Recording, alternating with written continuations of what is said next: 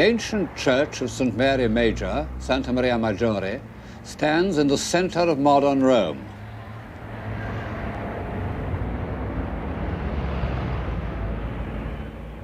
The hellish Roman traffic swirls all round it.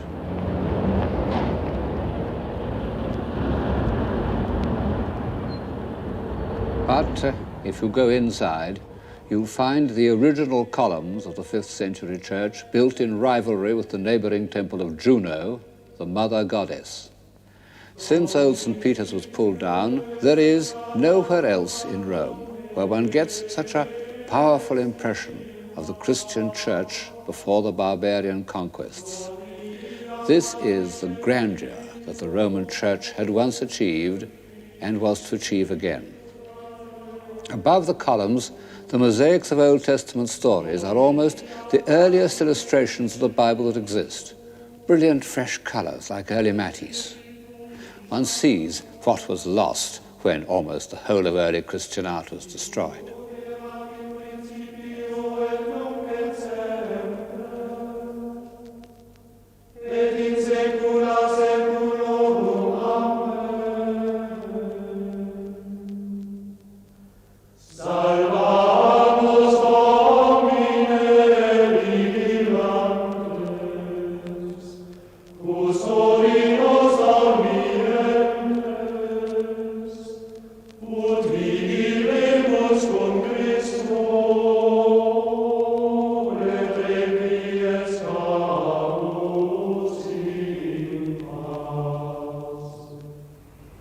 From the roof of Santa Maria Maggiore, I can see long, straight streets stretching for miles up and down, and each ending in front of a famous church.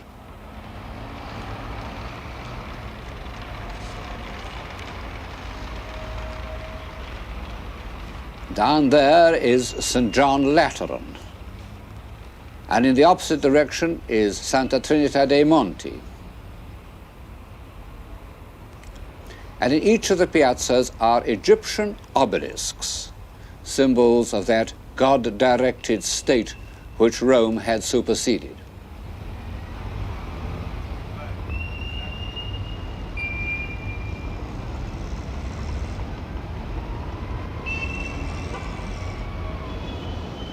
Papal Rome, the Rome of Sixtus V.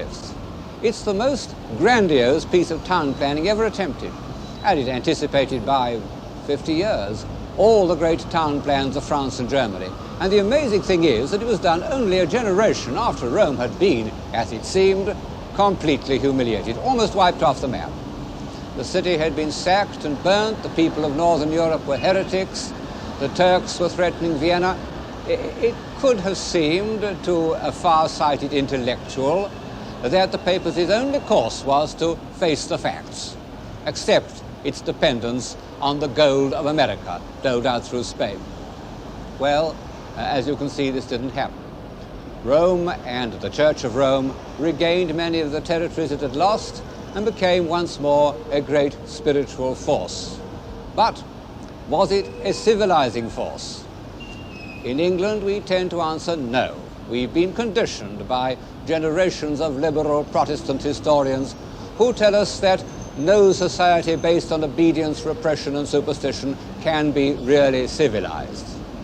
But no one with an ounce of historical feeling or philosophic detachment can be blind to the great ideals, to the passionate belief in sanctity, to the outpouring of human genius in the service of God, which is made triumphantly visible to us every step we take in Baroque Rome.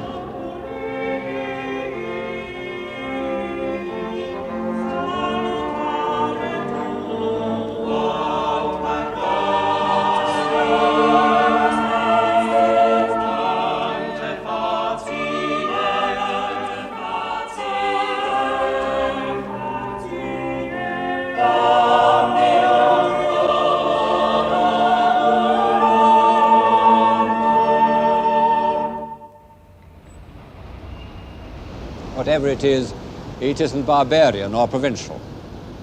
Add to this that the Catholic revival was a popular movement, that it gave ordinary people a means of satisfying through ritual, images, symbols, their deepest impulses, so that their minds were at peace.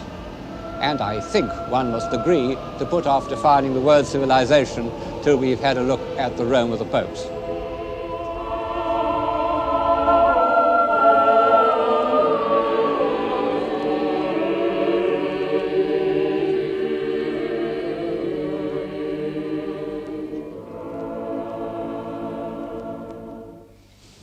The first thing that strikes one is that those who say that the Renaissance had exhausted the Italian genius are wrong. After 1527, there was a moment of discouragement, a failure of confidence, and no wonder. Historians say that the sack of Rome was more a symbol than an historically significant event. Well, symbols sometimes feed the imagination more than facts. Anyway, the sack was real enough to anyone who'd witnessed it.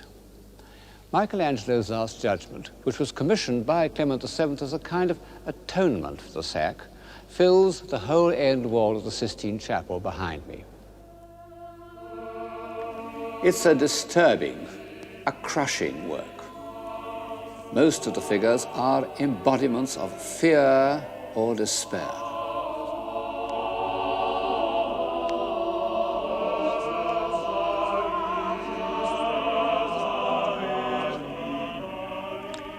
Look at the damned being ferried across the Styx.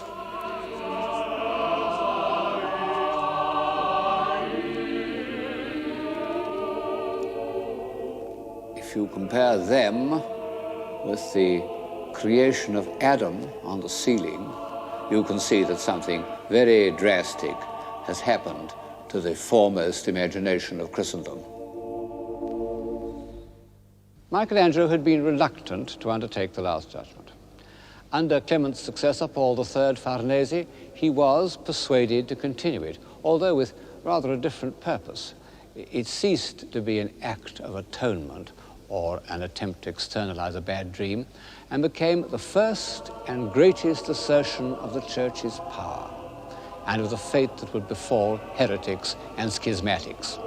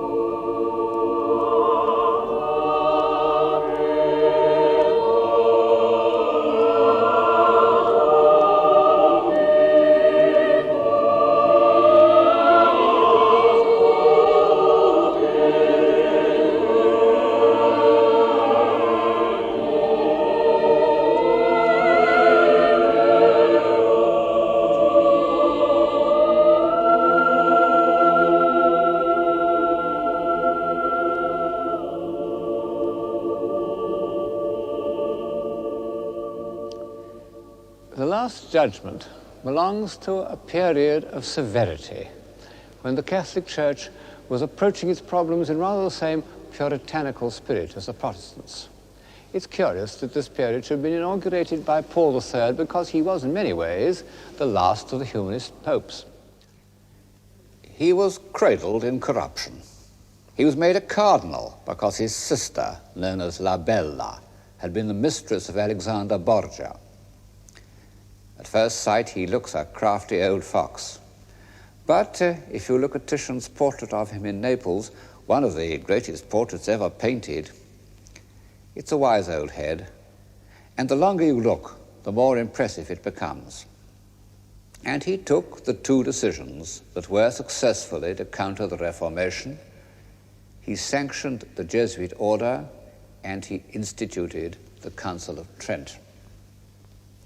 For almost 20 years, several hundred bishops and cardinals from all over the Catholic world met in the Cathedral of Trent to discuss the future of the Church.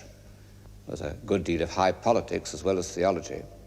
But in the end, the council did draw up a plan for the Catholic revival, which held good right up to the middle of the 19th century. Michelangelo could refuse him nothing. He not only finished the Last Judgment, but in 1546 he accepted from the Pope the post of architect of St. Peter's. Thus, Michelangelo, by his longevity no less than by his genius, became the visual link between the Renaissance and the Counter-Reformation.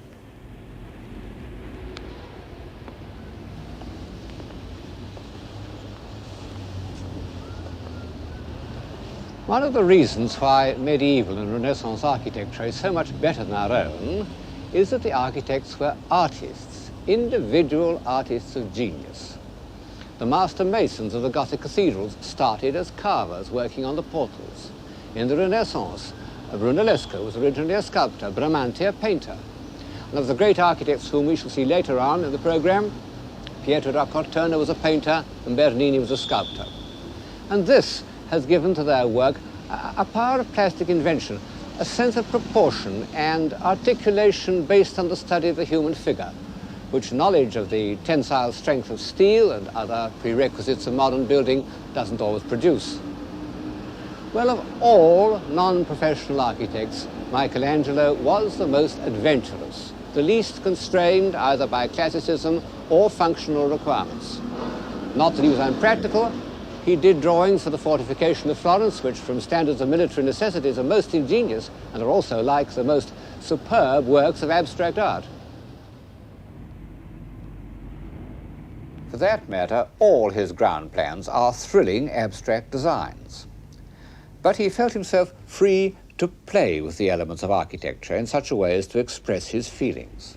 And, as so often happens with a great artist, they were prophetic feelings. You can see what I mean in the building that stands behind me, the Palazzo dei Conservatori, here on the capital of Rome. Grandeur and obedience. Well, it's grand, all right. And if man is to take any pride in his history, the Roman capital should be grand. But the extraordinary thing is how Michelangelo has expressed in his architecture the principle of subordination. In an early Renaissance building, the parts maintain their identity with a harmonious independence. In the Michelangelo facade, everything is subordinate to powerful rhythms that run right through the building. He gave his immense authority to the device of a single pilaster running up through 2 stories. You know, in Renaissance architecture, and in Roman buildings for that matter, you had one column per story, one on top of the other. In this building, the small columns are pressed into the foot of the giant pilaster. They don't assert themselves, they simply add to its power. And these commanding verticals are met by even more assertive horizontals. And the inevitable collision of these 2 directions gives the building an extraordinary feeling of energy. It seems as dramatically tense as a human situation. Perhaps only Michelangelo had the energy of spirit to pull together the vast inchoate mass of St. Peter's. 4 admirable architects had worked on it before him. The central piers were already built, part of the surrounding walls, but he was able to give it the unifying stamp of his own character.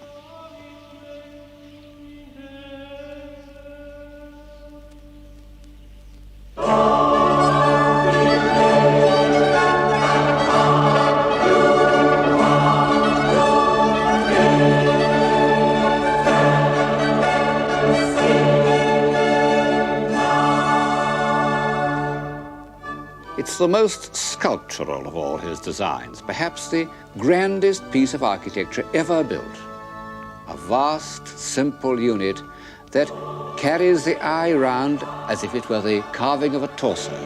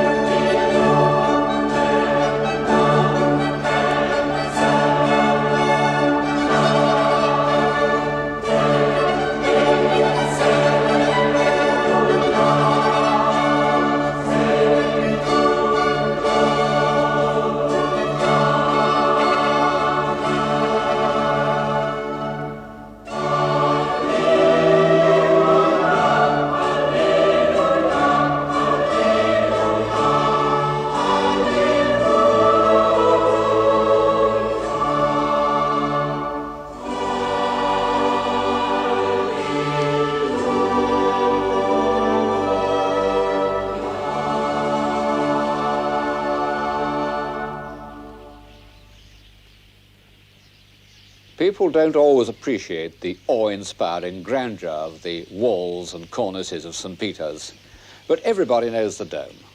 For centuries, lovers of art have gone into ecstasies about its noble, energetic arc expressive of Michelangelo's spiritual aspirations. It's perhaps the most commanding dome in the world, easily dominating the other Roman cupolas that one sees as one looks across the city.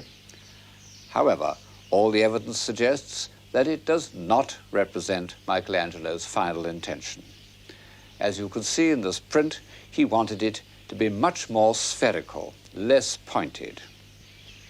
It was in fact designed by an architect called Della Porta after Michelangelo's death. Well, we can go on admiring it and think rather more of Della Porta.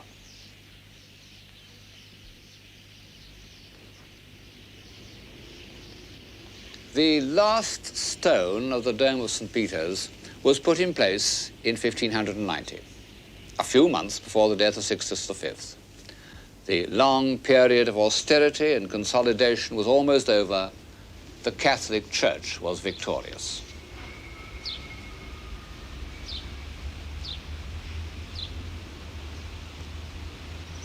Now, how had that victory been achieved? In England, most of us were brought up to believe that it depended on the Index, the Jesuits, and the Inquisition. Well, I don't believe that a great outburst of creative energy, such as took place in Rome between 1620 and 1640, can be the result of negative factors. But I do admit that the civilization of those years did depend on certain assumptions that are out of favor in England and America today. The first of these, of course, was the belief in authority, the absolute authority of the Roman Church.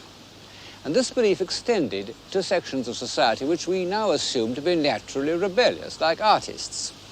It comes as something of a shock to find that, with a single exception, the great artists at the time were all sincere, conforming Christians.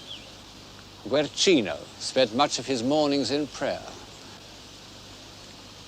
Bernini frequently went into retreats, practiced the spiritual exercises of St. Ignatius. Even Rubens attended Mass every morning before beginning work. This conformism wasn't based on fear of the Inquisition, but on the simple belief that the faith which had inspired the great saints of the preceding generation, saints like St. Filippo Neri, was something by which a man should regulate his life. The mid-16th century was a period of sanctity in the Roman Church almost equal to the 12th. St. John of the Cross, the great poet of mysticism. St. Ignatius Loyola, the visionary soldier turned psychologist. St. Teresa of Avila, the great headmistress, with her irresistible combination of mystical experience and common sense. And St. Carlo Borromeo, the austere administrator. One doesn't need to be a practicing Catholic to feel immense respect for a half-century that could produce these great spirits. However, I'm not trying to pretend that this episode in the history of civilization was of value chiefly because of its influence on artists or philosophers. On the contrary, I think that intellectual life developed more fully in the freer atmosphere of the North. The great achievements of the Catholic Church lay in harmonizing, humanizing, civilizing the deepest impulses of ordinary people.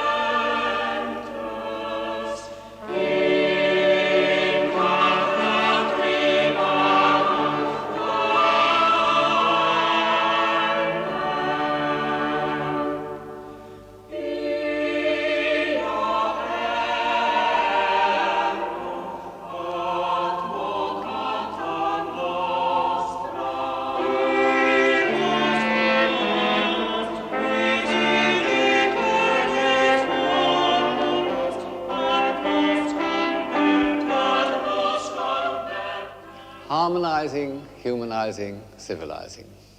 Take the cult of the Virgin. In the early 12th century, the Virgin had been the supreme protectress of civilization. She'd taught a race of tough and ruthless barbarians the virtues of tenderness and compassion. The great cathedrals of the Middle Ages were her dwelling places upon earth. And then in the Renaissance, while remaining the Queen of Heaven, she became also the human mother, in whom everyone could recognize those qualities of warmth and love and approachability. Now, imagine the feelings of a simple-hearted man or woman, a Spanish peasant, an Italian artisan, on hearing that the northern heretics were insulting the Virgin, desecrating her sanctuaries, pulling down or decapitating her images. He must have felt something deeper than indignation. He must have felt that some part of his whole emotional life was threatened, and he would have been right. The stabilizing, comprehensive religions of the world, the religions which penetrate to every part of a man's being, in Egypt, India, China, gave the female principle of creation almost as much importance as the male, and wouldn't have taken seriously a philosophy that failed to include them both. Of course, I'm bound to say that these were all what H.G. Wells called communities of obedience. The aggressive nomadic societies, what he called communities of will, Israel, Islam, the Protestant North, conceived their gods as male. Now, it's a curious fact that the male religions have produced very little religious imagery. In most cases, have positively forbidden it. The great religious art of the world in every country is deeply involved with the female principle. Of course, the ordinary Catholic who prayed to the Virgin wasn't conscious of any of this, nor was he or she interested in the really baffling theological problems presented by the doctrine of the Immaculate Conception. He knew simply that heretics wanted to deprive him of that sweet, compassionate, approachable being who would intercede for him as his mother might have interceded with a hard master. Take another human impulse that can be harmonized but shouldn't be suppressed, the impulse to confess. The historian can't help observing how the need for confession has returned, even or especially in the land of the Pilgrim Fathers. The difference is that instead of confession being followed by a simple, comforting rubric which has behind it the weight of divine authority, the modern confessor must grope his way into the labyrinth of the psyche with all its false turnings and dissolving perspectives. A noble aim, but a terrifying responsibility. No wonder that psychoanalysts have the highest suicide rate of any vocation. And perhaps, after all, the old procedure had something to recommend it because, as a rule, it's the act of confession that matters, not the attempted cure. The leaders of the Catholic Restoration had made the inspired decision not to go halfway to meet Protestantism in any of its objections, but rather to glory in those very doctrines that the Protestants had most forcibly, sometimes it must be admitted most logically, repudiated. Luther had repudiated the authority of the Pope very well. No pains must be spared to make a gigantic assertion that St. Peter, the first Bishop of Rome, had been divinely appointed as Christ's vicar on earth. Ever since Erasmus, intelligent men in the North had spoken scornfully of relics. Very well. Their importance must be magnified so that the 4 piers of St. Peter's itself are gigantic reliquaries. This one contained parts of the lance that pierced our Lord's side. And in front of it stands Longinus, looking up with a gesture of dazzled enlightenment. The veneration of relics was connected with the cult of the saints, and this had been equally condemned by the reformers. Very well, the saints should be made more insistently real to the imagination, and in particular, their sufferings and their ecstasies should be vividly recorded. In all these ways, the Church gave imaginative expression to deep-seated human impulses. And it had another great strength. which one may say was part of Mediterranean civilization, or at any rate a legacy from the pagan Renaissance, it was not afraid of the human body. Titian's Assumption of the Virgin, a Baroque picture almost 100 years before its time, was painted in the same period as his great celebrations of paganism. Early in the 16th century, Titian had given his immense authority to this union of dogma and sensuality. And when the first Puritan influence of the Council of Trent was over, Titian's work was there to inspire both Rubens, who made superb copies of it, and I think Bernini. Protestantism, in its overzealous condemnation of sins of the flesh, had also cut itself off from the kind of comforting physical presence that one finds in Bernini's Charity.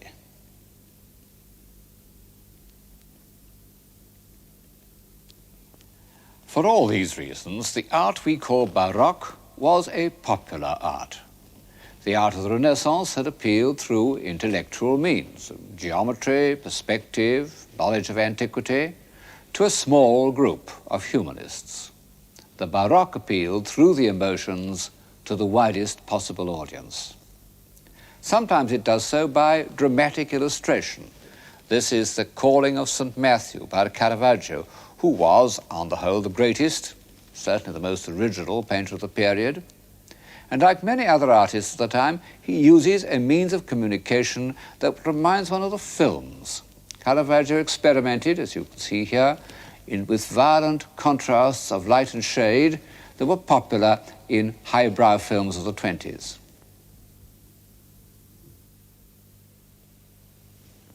And later Baroque artists, like Bernini, delighted in the emotive close-up, the tears and opened lips and restless movement, all those devices that were to be rediscovered in the movies.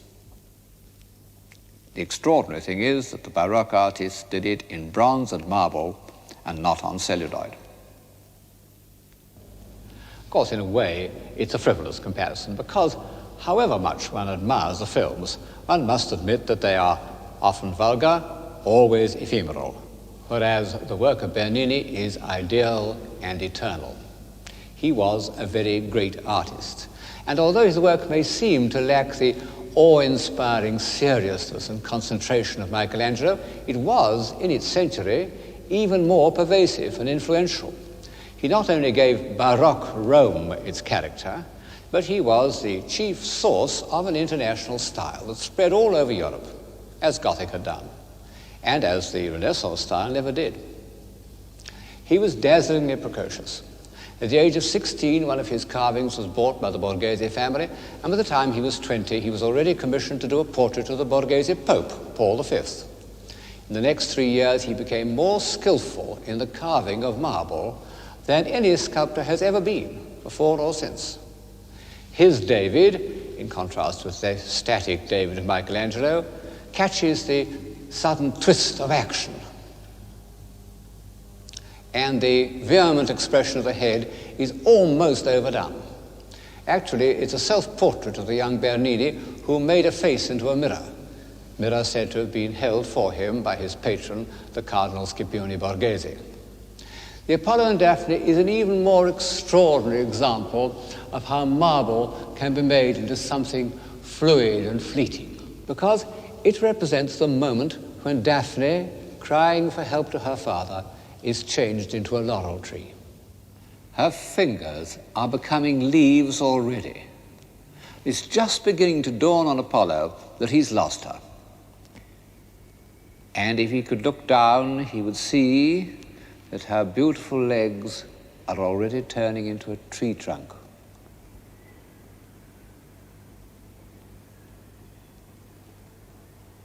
And her toes are becoming roots and tendrils.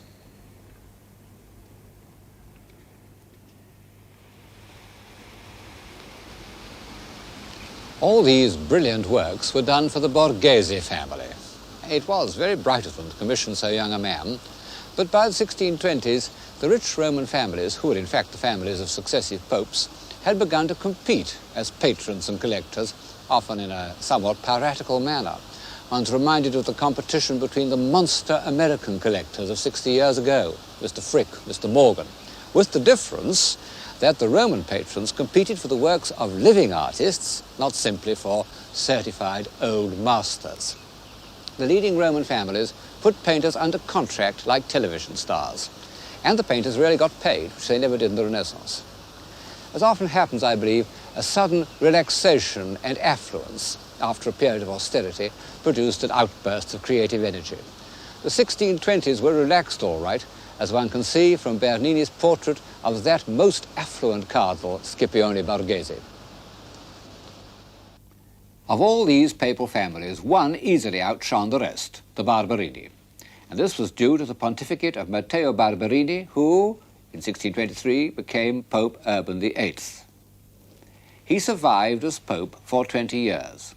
But, as he himself foresaw, he survives in history very largely because he was the patron of Bernini.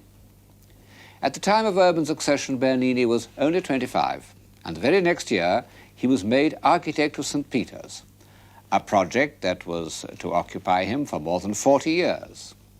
And at the end of that time, he had made visible the victory of the Catholic Church.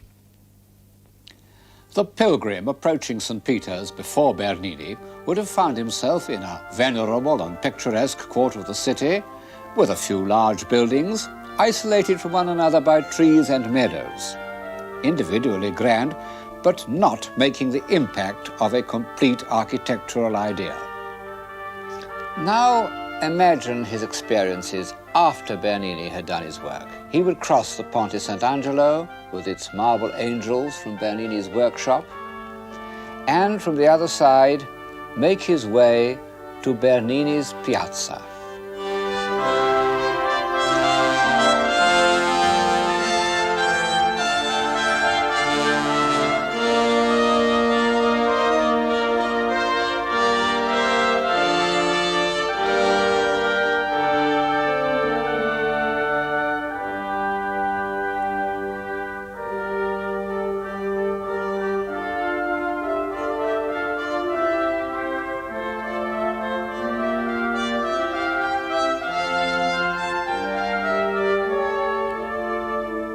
Bernini is perhaps the only artist in history who's been able to carry through such a vast design over so long a period. And the result is a unity of impression that exists nowhere else on so grand a scale.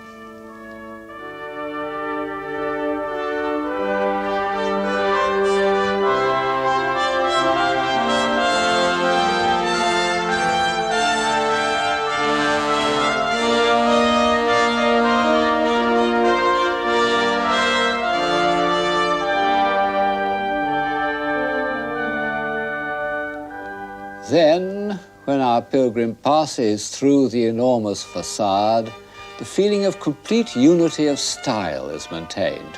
You'll get a better impression of the interior of St. Peter's from this painting than from a photograph. It was painted 200 years ago, but in fact very little has changed.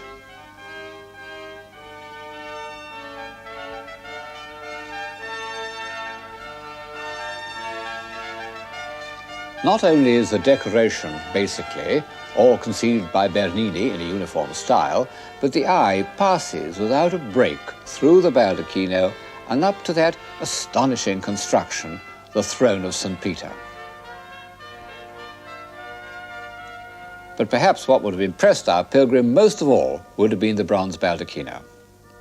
Bernini started work on it in the year that he became the architect of St. Peter's. And it's incredible. Yes, if one knows anything about bronze casting, it really is incredible. It involved every sort of engineering difficulty. And then there's the amazing richness and audacity of Bernini's invention and the perfection of craftsmanship, which extends to every detail.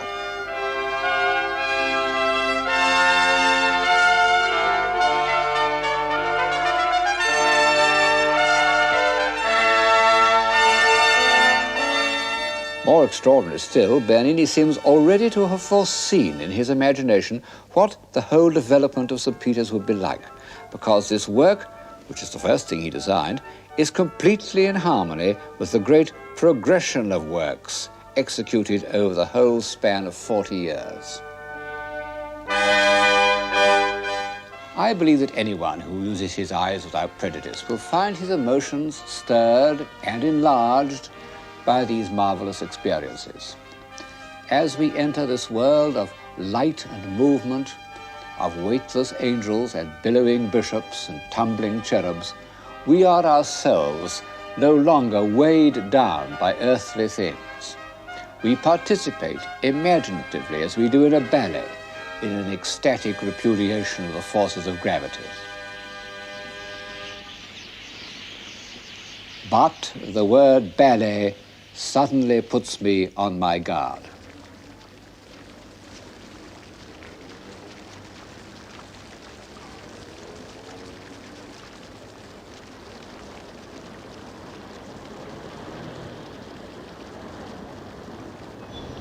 It was no accident that Bernini was the greatest scene designer of his age. John Evelyn, the diarist, records how in 1644 he went to the opera in Rome, where Bernini painted the scenes, cut the statues, invented the engines, composed the music, wrote the comedy, and built the theatre. And we're told that at Bernini's productions, people in the front row ran out of the theatre, fearing that they would be drenched by water or burnt by fire. So powerful was the illusion that he created. Of course, these stage sets have all vanished, but we have some evidence of what they were like in the fountain that Bernini designed for the Piazza Navone, here behind me. It's an astonishing performance. A sizable Egyptian obelisk is lifted up on a hollow rock as if it weighed no more than a ballerina. And round the rock are 4 gigantic figures, symbolizing the 4 great rivers of the world. First of all, the Danube, with its symbolic animal, the horse, emerging from a grotto, said to be the only part of the monument carved by Bernini himself. Incidentally, it's the portrait of a real horse called Monte d'Oro. And then the Nile, with a rather ridiculous lion. And then the Ganges, shrouded from the sun. And finally, the River Plate, symbolized by heaven knows what sort of fabulous crocodile.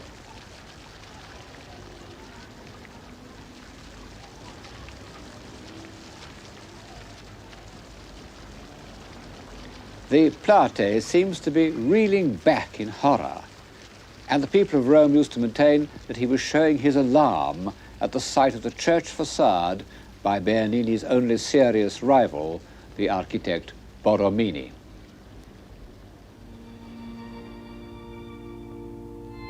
Of this theatrical element in Bernini, a sublime example is the Cornaro Chapel in Santa Maria della Vittoria.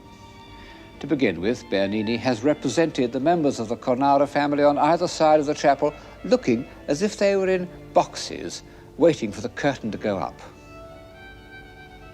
And then when we come to the drama itself, it's presented exactly as if it were on a small stage, with a spotlight falling on the protagonists.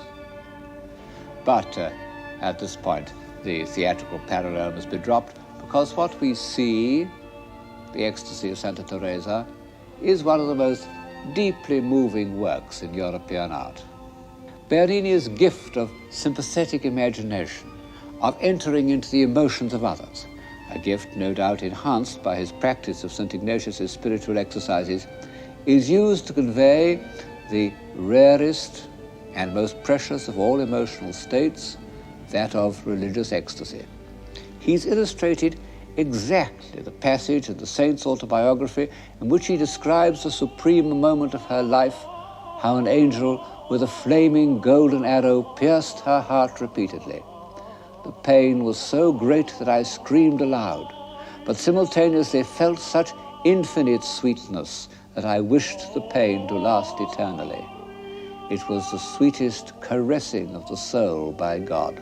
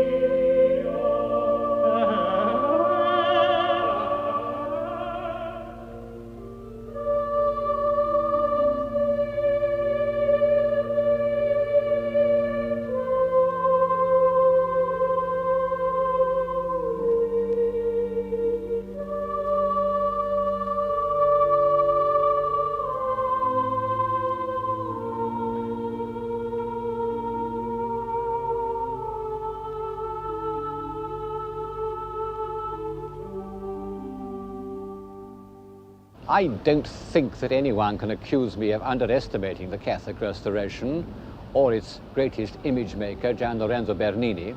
So may I end by saying that this episode in the history of civilization arouses in me certain misgivings, and they may be summed up in the words illusion and exploitation. Of course, all art is to some extent an illusion. It transforms experience in order to satisfy some need of the imagination. But there are degrees of illusion, depending on how far from direct experience the artist is prepared to go. Bernini went very far. Just how far one realizes when one remembers the historical Santa Teresa. With her plain, dauntless, sensible face, the contrast with the swooning, sensuous beauty of the Cornaro Chapel is almost shocking. One can't help feeling that affluent Baroque, in its escape from the severities of the earlier fight against Protestantism, ended by escaping from reality into a world of illusion. Art creates its own momentum, and once set on this course, there was nothing it could do except become more and more sensational. And this is what happens in the breathtaking performances that take place over our heads in the Gesù and Sant'Ignazio and the Palazzo Barberini. We feel that the stopper is out. Imaginative energy is fizzing away up into the clouds and will soon evaporate.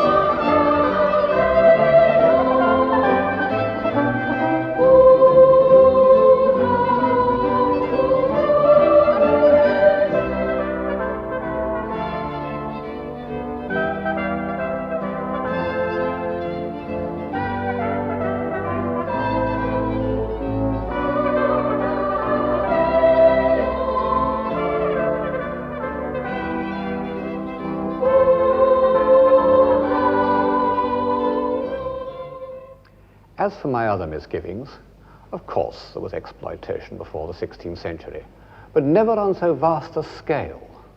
In the Middle Ages, it was usually accompanied by real popular participation. Even in the Renaissance, palaces were, to some extent, seats of government and objects of local pride. But the colossal palaces of the Pope's relatives were simply expressions of private greed and vanity. Farnese, Borghese, Barberini, Ludovisi, these rapacious parvenus spent their short years of power competing as to who should build the largest and most ornate saloons. In doing so, they commissioned some great works of art, and one can't help admiring their shameless courage. At least they weren't mean and furtive like some modern millionaires. But their contribution to civilization was limited to this kind of visual exuberance.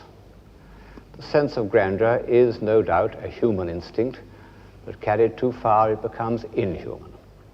I wonder if a single thought that has helped forward the human spirit has ever been conceived or written down in an enormous room.